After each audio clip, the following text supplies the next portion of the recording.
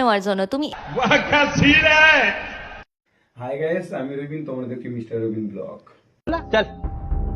কিন্তু দুনিয়া বসেই আছে তোমার প্যান্টটা খুলে নেওয়ার জন্য। তুমি তাই নাকি দিদি? তোমার কি সত্যি প্যান্ট খুলে নেবে? কারণ তুমি তো প্যান্টই পরো না। পরো এইটা কেন এরম?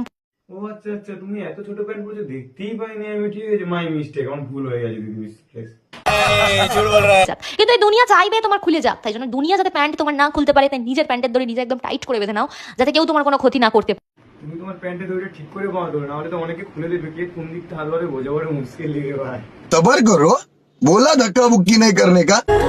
हो जन्म जन्म की दीदी वाह दीदी दीदी খানকি কোনদিন সেটা হতে পারে না। तापसिया की करुण कहानी। এটা কি এক্সপ্রেশন ছিল যে হাগা পেয়ে গেছে নাকি তোমার দিদি? ফুটো জল দিয়ে দিদিকে।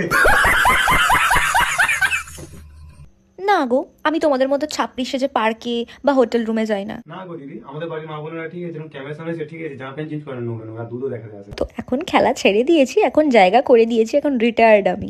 দিদি তো এখন খেলা ছেড়েই দিয়েছে। দিদির কাছে খেলোয়াড় কজন ছিল? शर्म करो, भगवान से डरो, भोसड़ी वालों, भगवान से डरो। এখন তো পুরোই বিয়ের সিজন চলছে, আর অনেকেই বলে আমার বিয়েটি। एक काम कर, 200 रुपए दे और 50 रुपए काट ओवर एक्टिंग के वजह। না না, আমি কিছু দেখিনি। পুরোটা ঢুকে গেল ক্যামেরার মধ্যে, আই মিন মুখটা। কমেন্ট করেছে এইভাবে শরীর না দেখিয়ে সোনাগাছি চলে যা। সোনাগাছি একটা জায়গা।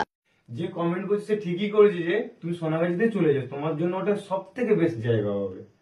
তোমাদের মতন মেয়েরা ঠিক আছে সোশ্যাল মিডিয়ায় যেসব শরীর না দেখিয়ে সোনাগাছিকে শরীরটা দেখানো মানে সব থেকে ভালো হয় আমার হিসেবে।